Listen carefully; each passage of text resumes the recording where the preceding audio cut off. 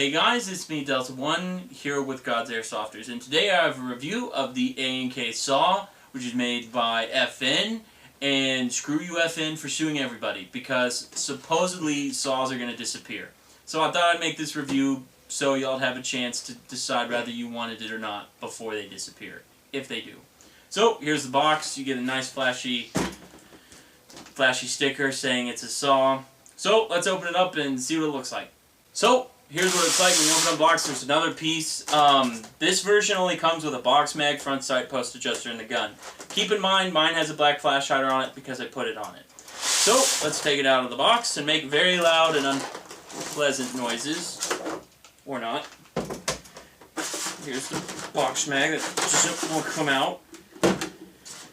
Oh yeah, and you get a manual. Mine's just missing. And here's front side post adjuster. So let's move this out of the way. So, here's the gun. Got the bipod. Just put that down. And then carry handle. Now it's supposed to go all the way up to the side. So, the gun. It's a saw. I like saws. So I was actually kind of excited to do this review. Polymer components, pistol grip, stock, the heat shield, and then the lower handguard. That's pretty much it for polymer components. Everything else is metal. There are a few steel parts. The sight, the little arm that sticks out so you can like hold it on your shoulder and fire. The trigger guard. The vehicle mount parts. Carry handle part that goes down to the barrel. Bipod is steel, but the actual like little end part where it like slides into place is pod metal, which is very disappointing. So everything else is metal. So let's start with the stock. The stock is great. I like it. It does what I need it to do. And the part right here where the battery's housed kind of likes to slip off, so I keep the metal part down. Sling mount is trustworthy. The front sling mount is not. So it's a polymer stock, and this is one of the newer versions, so they've actually done a lot of improvements from the old one. I had an old one, and the worst airsoft mistake in my entire career was I sold my saw. I was told not to, and I was like, dude, no, I'm just going to sell it, and then I was like, man, I regret it. Because it was just a workhorse. It worked all the time. And it was great.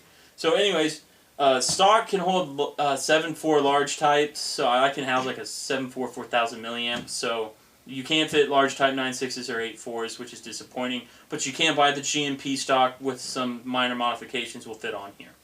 So moving up to here, you have the feed tray, which opens up, fills your bolt, which is kind of lame. It's the real saw bolt isn't spring assisted, so you do have to hold the bolt back a little bit to shut the top cover. So that's no big deal. You have windage and elevation for your sights. Very nice. I love the sights on the saw. And it's just perfect. Now, you have the stock pin and screw right there. Likes to come undone and slip out. So what I recommend is going to like Ace Hardware and get like a bolt and a nut and just do that because it works better. So then you have your pistol grip. There is a huge nut on it. And mine is loose and wobbles, so you gotta get a massive socket wrench and tighten it. Now, moving on, the other side. What's cool about this is you can put M4 mags in it. Why would you do that? I would never know. To me, that just seems like the most pointless thing, unless you're in the actual military. Well, actually, I could see that serving a good purpose in airsoft. But if you ran out of ammo and you're a saw gunner, you shouldn't be mooching off like assault rifle people. That's just kind of lame. Because you have a 2400 round box mag. So, carry more of them. Anywho, pistol grip, safety is pretty. The little button. Then you have the bolt, which is very unsatisfying. So, I mean, whatever. I recommend just taking the whole bolt guide thing out and letting it run loose, because this part right here, that way it makes it feel more realistic, and you have to go, and you have to like manually pull back and then go forward like a real saw. So, you can get railed top covers and stuff, but those are expensive. Don't really know what to tell you, but you can get them. Now, the box mag. Let's talk about that real quick, since we're at this part of the gun. Almost every A&K box mag I have ever forever dealt with has had feeding issues. Fixing them requires you modifying the battery source and the mag tubing right here itself. You can get it from McMaster-Carr. I don't have the part number, but I know you can get it. And that'll fix the feeding issues. So make your own power source, and this is really cheap plastic, so be careful. The mag brand saw mags don't work very well either. I've heard they jam all the time, so make your own mags. Now, moving on, carry handle is trustworthy and has steel. And it moves to the side and whatnot, and is very comfortable and has a little polymer part right there, which I had mentioned earlier. Folds down the side, do whatever you want with it. Barrel release button is right here. You just push that and the barrel comes off and you can swap on a new barrel. It is the best feature ever. I love that. I wish every gun on the planet did that. Because then it would be awesome. So heat shield is plastic and it comes off and you can run it like this, which is the way Mikey likes to run it, but I don't care for that. I like my heat shield on. But if you're going for the classic effin' mini look, go for it. Handguard, it can come off. Some batteries are housed up here for like the para and whatnot, so can do that. And you can also get rails. You can make this look like a Mark 46 and whatnot. God forbid I actually call it what it was. I get sued. Then you got like the sling mounts right here. I do not trust them. I would like rig some paracord or something right here and have that as my sling mount because that's more trustworthy. So moving on, front sight is adjustable up and down only. Bipod is steel and it has 3 adjustable points. Right here where the nut is, where it locks into place, is pot metal and up here, so be careful. A replacement G&P full steel bipod for that part is like $100, which is depressing. Adjustable gas part right here to adjust the real rate of fire on a real one. And then you have your outer barrel, and it doesn't take regular M4 flash hiders. There's a huge little gap right there, so buy a saw flash hider. I know you can get them from like Weapon Blender for like $7. So cry me a river if that's too expensive. So other than that, let's go to the internal reports. This is my favorite gearbox of all time. I wish every gun on the planet had this gearbox. It is built like a tank. I will give you $1,000 if you crack the shell shooting it under 500 FPS. Like, seriously. Not really. But I would seriously be surprised if you actually broke it. Moving on. Has short type motor. Super reinforced gearbox, like I said earlier. A&K piston. Very decent piston. Piston head's pretty decent. Full cylinder, no ports. Polycarb piston head and cylinder head and whatnot. And then the tappet plate is an M4. It is basically an M4 parts. Uses standard gears, everything's standard. It has 8mm bearings. There's a few companies that make saw bearings. They don't just take regular 8mm. And the air nozzle is like an M4. Moving on to the hop-up unit. The hop-up unit isn't the greatest, but you can't really put like a Polar Star nub in it for the way it's designed, which is kind of weird. But whatever, our hop's available, so yeah, our hop. You can use it. 510mm barrel, it's fantastic. It's a good gun.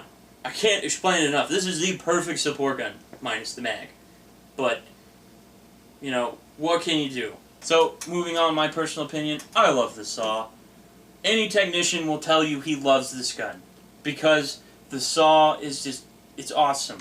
It disassembles in like 2 seconds. Like, it's got a... You even have a spring... quick spring change. Very few guns on the planet have that actually don't affect the structural integrity of the gearbox. So, it's fantastic. It's a saw. You get them. They're cheap, considering for what you're doing, and there's not a lot you have to do to make these things shoot right, except for replace all wiring, resetting fuse, buy one from Disguise, Cry Me a River. If you just go find them. Put in Disguised Enemy, YouTube. You'll find them. They're great guns. You have all parts to replace. It doesn't cost a lot of money. The mag, on the other hand, you do have to modify. So, and it uses the trigger switch, which is made for a microwave, which is stupid. So, I like the gun. The new version is fantastic. It is much better than the original. The actual paint quality, the plastics, the way it's built, it's just better quality. However, the bucking on it is kind of weird, but I mean, you can use whatever bucking you want. Just don't be stupid about it. But other than that, I love this gun. I legitimately love this gun. There are the few cons, like the mag, which is a big con, and it is completely off scale. I will say that for sure. It's really wide. So other than that, I mean, I would recommend this to anybody, intermediate and up. I wouldn't recommend this to a beginner, and I wouldn't recommend this to anybody who doesn't know how to fix a gun, because support guns require maintenance. So, unless you feel like paying a lot of money to have stuff done constantly, then you're pretty much out of luck. So, other than that, dude, I can't really explain to you how great this gun is. If you've ever gone to a game and you've seen someone with one of these, they either have a ton of problems or it's your worst nightmare. Because they are workhorses. They're going to work all the time. And that's why I like it. Final conclusion, you're getting a saw. It's a great support gun. I recommend this for the primary support gun. Everyone that has a squad should have a support gunner, and they should probably have this. Because it's great, it's easy to maintain, and there's parts everywhere. They're like M4s and all that. So it's a shame that they may disappear unless you want to buy the licensed version for like $450, which is stupid. But, final conclusion, you're getting a support gun that's designed to be a support gun, which is fantastic. Trigger switch problem, which I will say, get a MOSFET that bypasses the trigger, Disguised Enemy. Go find him on YouTube. He makes things that will bypass this. And it's like, I don't know, it's like $25, $30. And you'll never have to buy a fuse ever again. So, great gun. I recommend it. Life is good. I love light machine guns. Thanks for watching.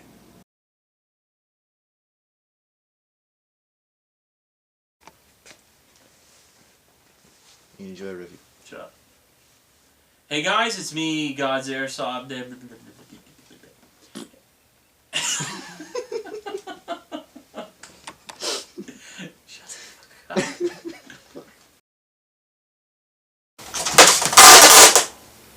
fuck up. God!